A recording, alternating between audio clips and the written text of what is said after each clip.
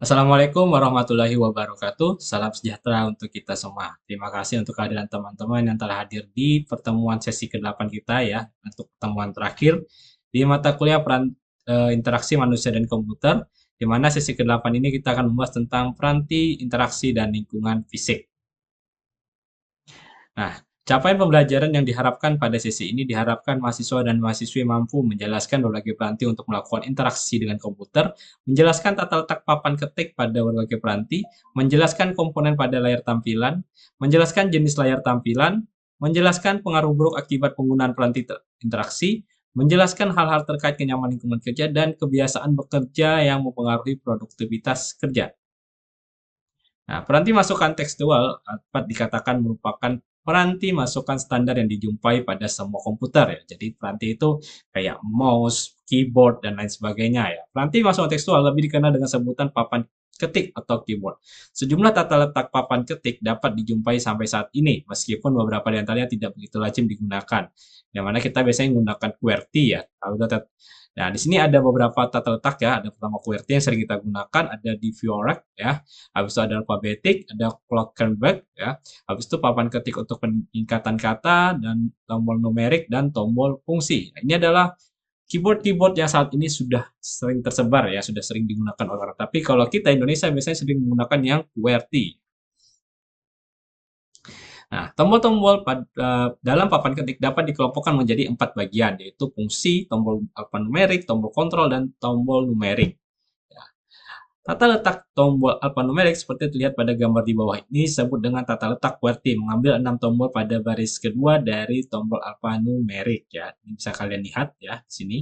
Tata letak ini ditemukan oleh Scholz, Glidden, dan Sol pada tahun 1878 dan kemudian menjadi standar mesin ketik komersial pada tahun 1905.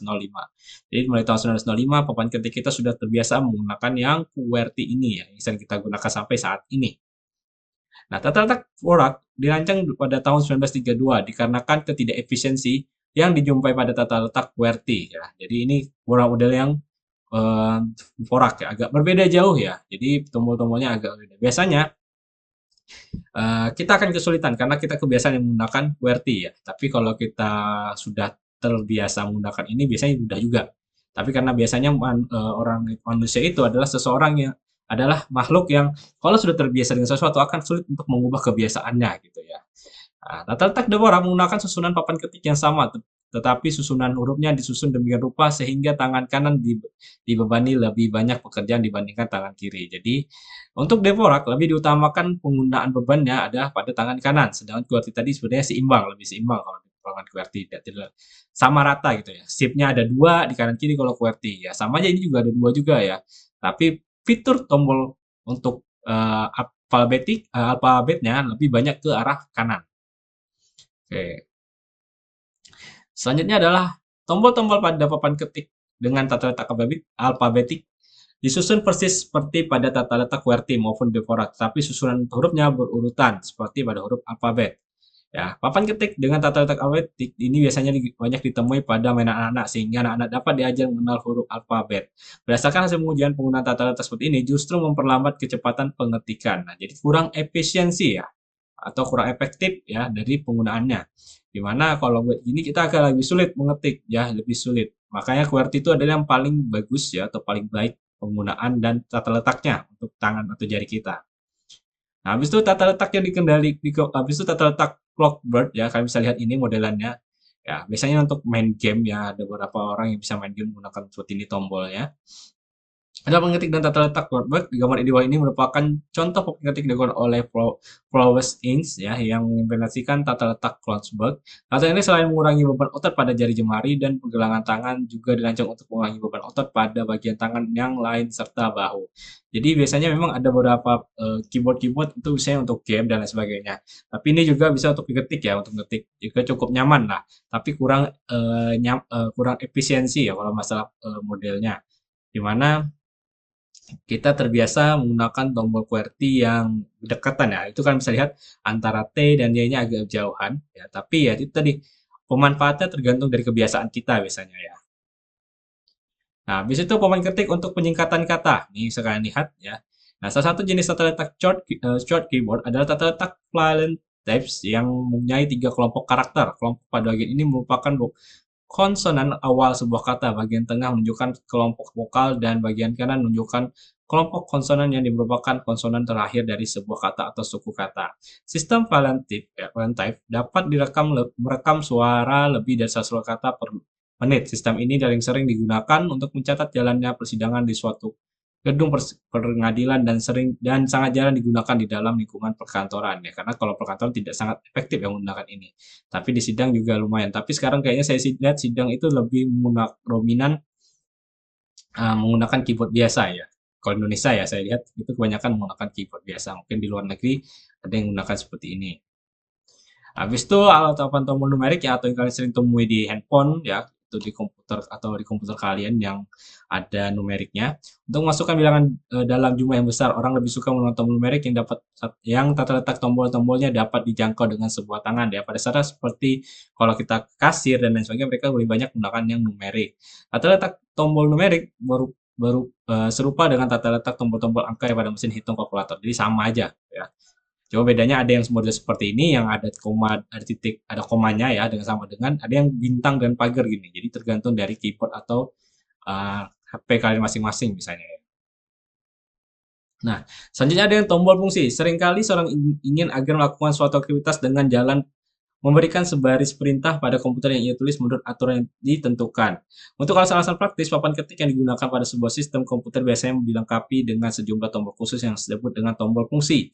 Pada masing-masing tombol fungsi telah ditanam suatu perintah yang apabila tombol fungsi tersebut ditekan, perintah tersebut akan dikerjakan oleh komputer.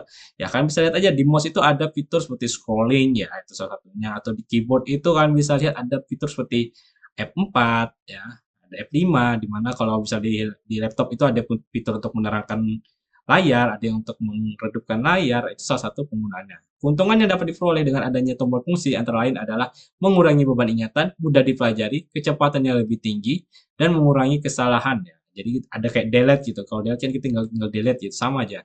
Dia lebih memudahkan atau lebih cepat pada dasarnya. Selanjutnya adalah peranti penuding dan pengambil.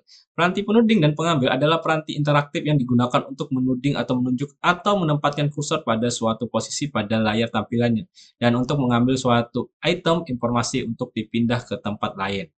Peranti penuding juga sering digunakan untuk memutar objek pada program aplikasi grafis, menggambar garis, menentukan nilai atau besaran, atau yang untuk menunjukkan posisi awal dari input teks ya. Secara ringkas, peranti-peranti penuding mempunyai tugas interaktif seperti pemilihan, penempatan orientasi, jalur kuantitas, dan tekstual. Beberapa peranti penuding dan pengambil antara lain adalah mouse, joystick, trackball, digitizing table, like fan, dan touch sensitive panel. Jadi ini adalah dari kata-kata peranti penuding ya. Jadi inilah peranti penuding itu ya. Jadi kalian jangan heran ada kata peranti penuding. Yang peranti penuding itu ada seperti mouse, joystick yang sering kita gunakan lah. Habis itu mouse atau tikus ya kalau bahasa Indonesianya. Ada salah satu peranti interaktif yang paling banyak digunakan yang pasti akan kita gunakan selalu untuk main game dan lain sebagainya. Nah, mouse digunakan untuk menempatkan kursor teks atau grafik pada posisi tertentu di layar komputer, mengaktifkan menu pilihan pada suatu program aplikasi dan bahkan untuk menggambar. Pada umumnya mouse terdiri 3 tombol ya. Mouse tersedia dalam jenis mekanis atau optis. Saat ini juga beredar mouse tak berkabel atau cordless mouse dan disebut juga sebagai remote mouse ya, atau menggunakan wireless, bluetooth dan lain sebagainya ya.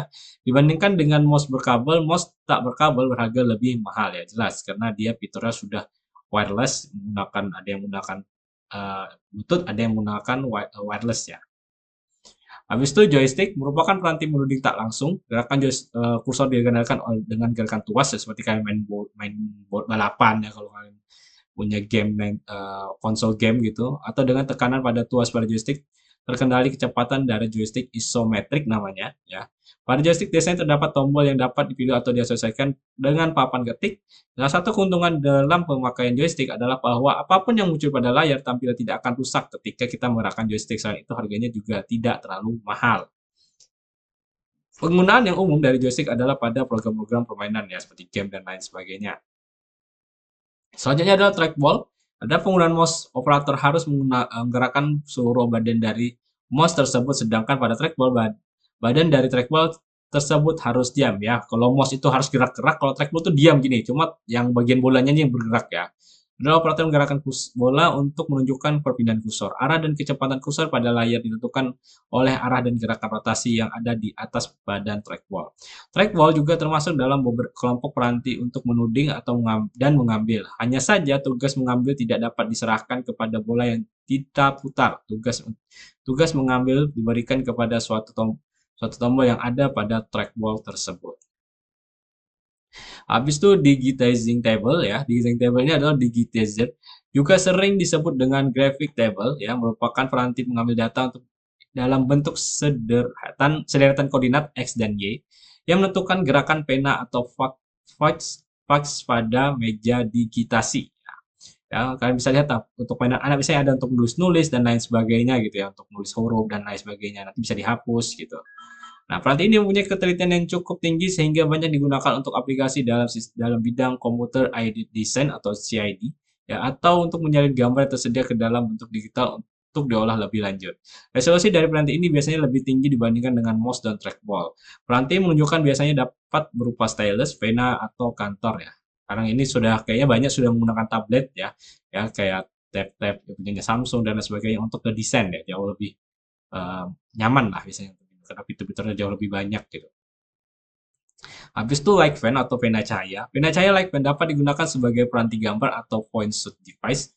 Prinsip kerja dari pena cahaya adalah dengan memantau selisih antara waktu saat elektron mulai melakukan penyegaran dan waktu pada saat lokasi tempat pena berada dinyalakan. Nah, koordinat layar yang ditunjuk oleh pena cahaya tersebut akan dilewatkan oleh komputer melalui adapter grafik yang dipakai. Nah, pena cahaya merupakan peranti penuding yang sangat akurat sehingga ia dapat mengamati ya, sebuah pixel pada layar tampilan. Dengan kemampuan seperti ini, pena cahaya sering digunakan untuk mengedit teks, memilih menu, dan menggambar. Ya. Atau pen, nah sering-kali kita gunakan adalah pen di tablet ya. Oke, selanjutnya adalah panel sensitif atau sentuhan, touch sensitive panel. Panel sensitif sentuhan ya, adalah peranti interaktif yang bekerja dengan cara mendeteksi ada tidaknya sentuhan tangan atau stylus pada langsung ke layar komputer ya. Jadi ya kita menggunakan HP lah. Kan misalnya kita bisa membuat garis tuh kalau kita arah ke menggunakan aplikasi-aplikasi desain gitu ya. Panel ini merupakan peranti penuding langsung karena dalam pengurusannya diperlukan sentuhan langsung ke layar sehingga peranti ini sangat cocok untuk memilih menu. Beberapa bidang yang sering dimanfaatkan panel ini adalah warung cepat saji, mesin pengambil uang otomatis, panel-panel informasi dan lain-lain. Contoh kalian misalnya Eee, sekarang di gacuan, tapi gacuan kan menggunakan HP kan. Ya kalau dulu tuh di McD gitu ada fitur untuk kita tinggal pilih gitu ya. Habis itu salah satu multi touch panel yang saat ini sedang naik daun adalah multi touch panel yang digunakan pada iPod Touch dan iPhone buatan Apple. Habis itu layar tampilan. Layar tampilan merupakan peranti yang dipastikan selalu ada pada sebuah sistem komputer. Tanpa adanya layar tampilan, kita tidak bisa melakukan interaksi atau manipulasi. Pengguna dapat melihat apa yang dia ketikkan, informasi yang diberikan oleh komputer sebagai hasil dari suatu proses komputasi. Pada dasarnya, semua layar penampil dengan kemampuan grafis mempunyai tiga komponen utama, yaitu pertama, pengingat digital atau frame buffer ya. Jadi di mana citra yang akan ditampilkan ke layar disimpan sebagai matriks nilai elemen yang menunjukkan intensitas dari citra grafis yang akan ditampilkan. Layar penampil ya. Habis itu yang terakhir suatu piranti pengendali tampilan atau pengelola tampilan yang berfungsi untuk melewatkan isi pengingat digital dan mengolahnya untuk tampilan di layar tampilan. Selanjutnya adalah pengolah tampilan atau display processor atau video display adapter adalah bagian yang mengubah pola bit dan pengingat digital menjadi tegangan analog yang selanjutnya akan membangkitkan elektron yang digunakan untuk menebak fosfor pada layar tampilan. Adapter tampilan yang banyak digunakan untuk komputer pribadi adalah MGI atau Monochrome Display Adapter, CGI atau Color Graphic Adapter, MCGI Multicolor Graphic Array, IGI Enhanced Graphic Adapter, dan VGI Video Graphic Array, dan SVGI Super Video Graphic Array. Jadi ini adalah layar-layar yang sering kita gunakan lah ya. Misalnya kita menggunakan VGA ya, atau VGA ini ya. Pengolahan tampilan mempunyai memori khusus yang disebut dengan memori video. Semakin besar ukuran memori video, semakin jelas, semakin tinggi juga resolusi yang dapat dihasilkan oleh pengolah tampilan itu. Dan juga semakin banyak warna yang dapat dihasilkan. Oke, layar tampilan dapat dikelompokkan dari 5 tipe dijelaskan sebagai berikut. Yang pertama, Direct Drive Monochrome Flat Monitor. Tipe layar ini tampilan bisa digunakan untuk adapter jenis MDA dan EGA ya. Layar tampilan jenis ini hanya menyajikan warna layar depan foreground dan warna belakang itu background. Ya. Habis itu yang monochrome monitor, tipe layar ini digunakan bersama-sama dengan adapter jenis CGA. Ya, tapi layar ini hanya dapat menyajikan sebuah warna latar depan dan hanya dapat digunakan bersama-sama dengan adaptor dari jenis CGI atau CGI. Habis itu tipe layar ini, yang ketiga adalah Composite Color Monitor. Tipe layar ini dapat menghasilkan teks dan grafik berwarna, meskipun demikian tipe layar ini mempunyai resolusi yang jelek, sehingga gambar yang dihasilkan tidak bagus. Tipe layar tampilan ini harus digunakan bersama-sama dengan adapter dari jenis CGI. Habis itu RGB ya atau Red Green Blue Monitor. Tipe layar ini lebih dikenal dengan RGB monitor. Tipe layar RGB lebih baik dibandingkan komposit yang ketiga tadi ya. Karena layar tampilan ini memproses isyarat warna merah, hijau, dan biru secara terpisah dan jadi membuat suatu tampilan layar itu jauh lebih nyaman dilihat. Dan yang terakhir adalah variable frequency monitor. Tampilan ini memungkinkan kita untuk menggunakan adapter tampilan yang berbeda, sehingga apabila ada teknologi adapter penampilan yang lebih baru, kita tidak perlu membeli layar tampilan yang baru lagi. Oke, selanjutnya adalah lingkungan fisik. Untuk mendukung komputasi telah berevolusi dari stasiun kerja atau workstation berbasis terminal atau dumb terminal ya menjadi konfigurasi publik atau personal baik yang bersifat menetap maupun bergerak atau mobile. Hal ini meningkatkan kemampuan teknologi komputasi yang meningkatkan kualitas aktivitas manusia dan panjangan interaksi secara signifikan. Lingkungan fisik akan memengaruhi berbagai aspek perancangan interaksi dan beberapa persyaratan dapat saling bertolak belakang satu sama lain. Misalnya adalah jika suatu sistem akan digunakan oleh banyak orang dengan atribut fisik yang berbeda, fleksibilitas sistem harus diperhitungkan sehingga pengguna dapat mengatur sendiri sesuai dengan kebutuhan masing-masing. Ya. Oke, ini isu dari lingkungan fisik. Pertama, keamanan, efisiensi, ruang pengguna, ruang kerja, pencahayaan, kegaduhan, dan polusi. Keamanan dulu. Salah satu tujuan ergonomik adalah menciptakan suatu lingkungan fisik komputasi yang aman. Yang kedua adalah efisiensi. Sistem tidak selayaknya mengharuskan pengguna untuk bekerja lebih yang dari diperlukan. Habis itu yang ketiga adalah ruang pengguna. Tingkat kenyamanan pengguna ketika menggunakan suatu sistem harus diperhatikan. Ruang kerja, ya, penggunaan perlu diberi kemampuan untuk membawa objek kerja. Pencahayaan adalah iluminasi sekitar dapat mengaruhi jarak pandang ke layar tampilan. Kegaduhan adalah mempengaruhi kemudahan pengguna menggunakan terbuka yang berhubungan dengan pendengaran. Dan yang terakhir adalah polusi. Sejumlah lingkungan industri sangat sulit untuk dipertahankan kebersihannya. Ini yang harus kita perhatikan dari isu lingkungan fisik ini ya. Nah, selanjutnya adalah pengukuran dan antropometrik. Antropometrik adalah suatu bidang ilmu yang berhubungan dengan pengukuran tubuh manusia, misalnya tinggi badan dan jangkauan tangan. Nah, isu-isu mengenai jangkauan, kenyamanan kelihatan, dan tinggi meja menjadi hal yang sangat penting untuk perhatikan. Sebagai contoh, gambar berikut menunjukkan sudut telapak tangan yang tidak benar dan sudut telapak tangan yang benar. Jadi, kalau yang benar adalah rata, ya. Kalau benar ini rata kan bisa lihat. Kalau salah itu dia agak cerong, serongnya mau dia ke dalam atau mau keluar. Itu hal yang tidak baik ya. Jadi membuat tangan cepat lelah. Habis itu yang benar adalah saat mengetik adalah dengan menggantung tangan, lurus tangannya ya, bukan menggunakan tangan agak ke atas ataupun ke bawah. Jadi tangan itu lurus jadi ya, dengan keyboard itu lurus biar lebih mudah mengetik. Nah, aspek ergonomik dari stasiun kerja ada 4 ya. Aspek pertama berhubungan dengan lingkungan kerja, berhubungan dengan durasi kerja, berfokus pada tipe pekerjaan, dan yang terakhir adalah beban psikologi. Kita bahas yang pertama dulu. Aspek pertama adalah hubungan dengan lingkungan kerja. Yang kita pertanyakan adalah di mana stasiun kerja diletakkan, bisa di mana tempat kita bekerja. Apakah di ruangan yang ber-AC kah, berdebu kah, dan lain sebagainya. Habis yang kedua ada di mana stasiun kerja itu dimanfaatkan, bagaimana kondisi lingkungan kerjanya, apakah baik, bersih, dan lain sebagainya. Yang kedua adalah berhubungan dengan durasi kerja, berapa lama stasiun kerja tersebut digunakan, 4 jam per hari atau 10 jam sehari. Jadi kita perlu tahu bekerja yang baik adalah berapa jam sehari. Misalnya waktu kerja 2 jam, istirahatnya berapa menit gitu. Itu harus kita tahu. Yang ketiga adalah berfokus pada tipe pekerjaan. Bagaimana pekerjaan diselesaikan dalam arti persepsi dan kebutuhan motorik. Jadi sesuaikan. Ya kalau kerjaan industri berhubungan dengan komputer ya berarti harus di tempat yang nyaman biar orang lebih lama betah. Ya, apalagi komputer itu mengeluarkan uap yang panas gitu, agak panas gitu ya. Yang terakhir ada beban psikologi hadapi pekerja selama dia mengerjakan pekerjaan. Apakah kerja itu membosankan kah atau apakah pekerjaan itu menantang atau pekerjaan itu mempunyai arti khusus bagi seorang pekerja, itu yang harus diperhatikan. Habis itu aspek isu kesehatan ada 4 juga ya, beban visual, beban otot, postur tubuh, dan tekanan mental emosi. Yang visual ada antara lain berupa iritasi mata, pandangan yang mengapul, dan kadang-kadang disertai munculnya rasa pening kepada kepala. Makanya kita perlu ada batasan ya, kapan harus istirahat, kapan enggak. Habis itu otot muncul pada bentuk kelelahan otot, ketegangan otot, dan rasa sakit pada beberapa bagian persendian seperti siku, jari tangan, dan leher. Makanya harus sesuai cara megang mouse ataupun keyboard gitu.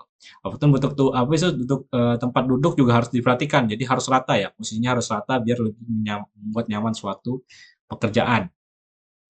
Habis itu terakhir adalah tekanan mental atau emosi dapat muncul dalam bentuk rasa cemas, rasa tertekan atau depresi.